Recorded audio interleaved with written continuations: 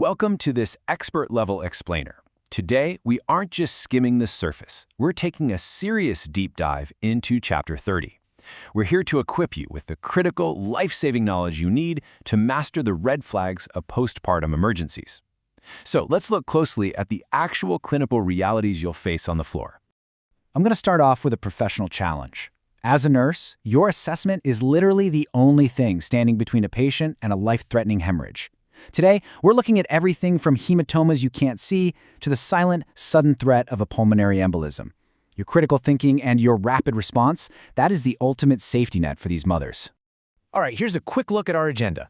We'll start with hematoma versus infection, then move through the hemorrhage protocol, cover mastitis, tackle the silent killers, pick up some subtle clinical nuances, and finish the whole shebang with a final exam quiz. Okay, Section 1. Hematoma versus infection and their differentiating signs. There's a stark clinical contrast in how these two emergencies actually present, and you've got to know it. Let's look at the infection side first. A temperature up to 100.4 degrees Fahrenheit or 38 degrees Celsius is actually totally normal in the first 24 hours postpartum. It's just simple dehydration.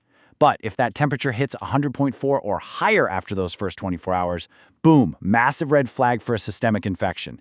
You might also notice chills, pelvic discomfort, or malodorous vaginal discharge. Now, on the flip side, if a patient reports abnormal, severe pain and intense pressure in the perineal area, especially if she had an operative delivery involving forceps, that points straight to a hematoma. You're looking for a sensitive, bulging mass with discolored skin. It's a localized collection of blood, and trust me, it can become life-threatening really fast. Moving right along to Section 2, the hemorrhage protocol. This is a high-stakes scenario. So the crucial number you absolutely need to burn into your brain is 500. Bleeding of 500 milliliters or more after delivery officially defines a postpartum hemorrhage. And this can happen early, like in the first 24 hours, or even later on. One of the most common culprits, a poorly contracted uterus. It's that soft, boggy condition we call uterine atony. When the uterus lacks tone, it just doesn't compress the large, open blood vessels at the placental site, which leads to rapid, massive blood loss. If a patient's perineal pad is completely soaked within 15 minutes, or you're seeing restlessness, a dropping blood pressure, and cool, clammy skin, you are in a hemorrhage situation. If a hemorrhage happens, you must execute these priority nursing actions step by step, no hesitation.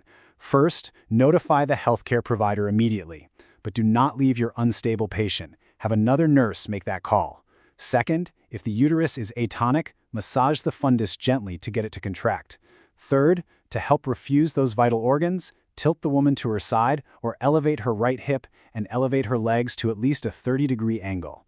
And fourth, administer oxygen by a non-rebreather face mask or nasal cannula at 8 to 10 liters per minute. You'll also need to be monitoring vital signs, establishing 2 patent IV lines, and preparing to administer uterotonic medications and blood product. Now take a look at the exact technique for a fundal massage shown here. Notice how one hand stays cupped against the uterus at the level of the symphysis pubis to support it, while the other hand is cupped to massage and gently compress the fundus toward the lower uterine segment. But listen, you must remember the golden rule of postpartum care. Never, ever push on an uncontracted uterus. If you forcefully push on a boggy uterus, you risk causing a severe uterine inversion. Always massage gently until it firms up on its own.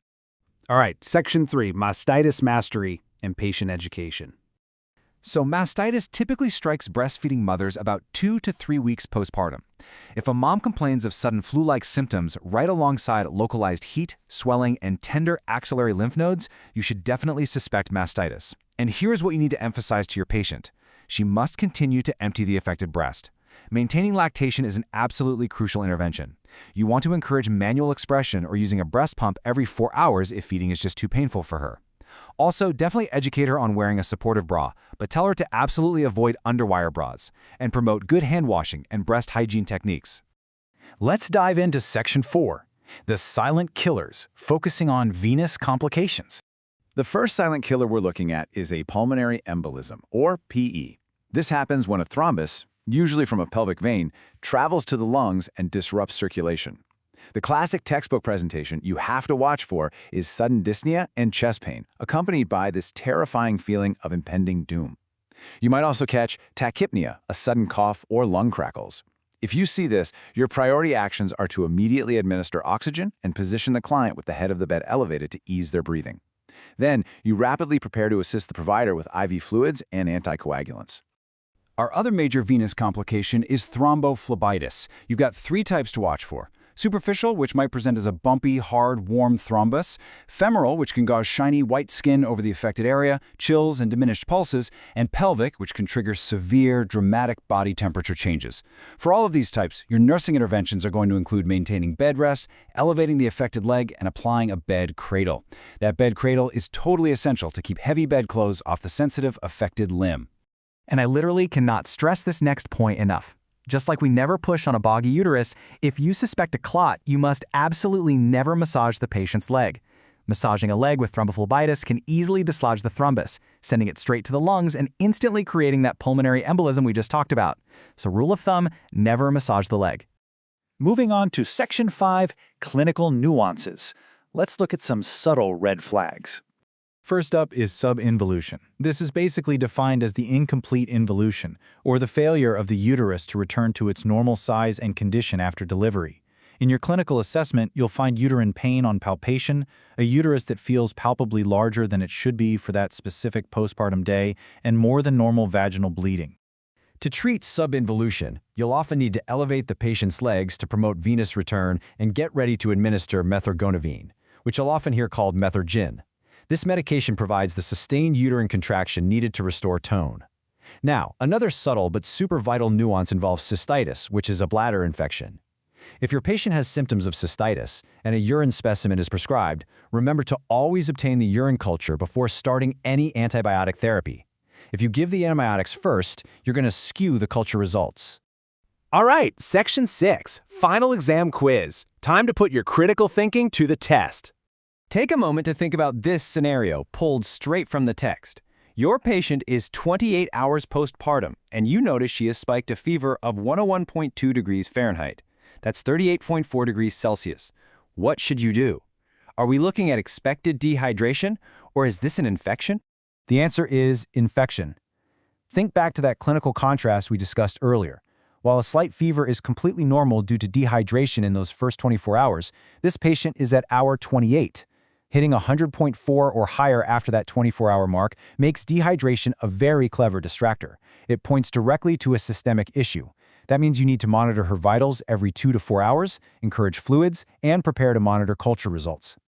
Let's try one more complex scenario, this time regarding our hemorrhage protocol. A client is hemorrhaging heavily, and upon assessment, you discover uterine atony. Should you firmly push on the uncontracted uterus to force the trapped blood out? The answer is absolutely no. The rationale here is that you must gently massage the uterus to stimulate it to contract on its own. Forcefully pushing down on a boggy, uncontracted uterus is not going to solve the atony. Instead, it can cause severe internal damage or even result in a life-threatening uterine inversion. So, support the lower segment and gently massage. I'm going to leave you with this final, empowering thought. Complications are scary, but a prepared nurse is a powerful one. Are you ready to catch the next red flag on the floor?